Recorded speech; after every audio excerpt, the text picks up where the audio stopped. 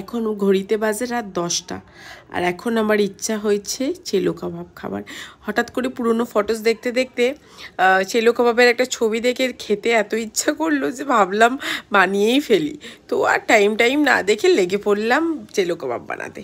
কাটাকুটি শুরু করে দিয়েছি, সুন্দর করে ক্যাপসিকাম কেটে নিলাম, পেঁয়াজ কেটে নিলাম, চিকেনটাকে ম্যারিনেট করে নিলাম। আচ্ছা, সবার আগে বলে দিই যে এই চেলো কাবাবটা টোটালি আমার রেসিপি।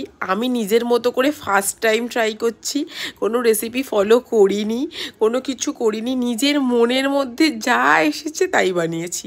কোনো কিছু আরও চেলো কাবাব যে অরিজিনাল যেটা, সেটা অনেক কিছু দিয়ে প্রপারভাবে বানানো হয়।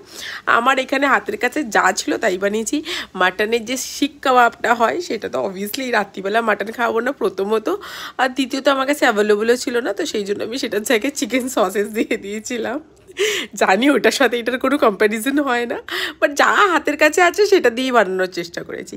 আর রাইস ছিল, দুপুরে বানিয়েছিলাম ফ্রাইড রাইস, ওইটার রাইসটা একটুখানি বেঁচে ছিল, মানে প্লেন রাইস আর কি, সেটা দিয়েই বানিয়ে ফেলেছি, আর এক্সট্রা করে আলাদা কিছু বানানি। সেটাই বাটার আর একটু গোলমরিচ ফোলমরিচ দিয়ে ওই রাইসটা ওইটা দিয়ে বানিয়ে ফেলেছি। মানে টোটালি একদম শর্টকাট চেলো কাবাব যাকে বলে।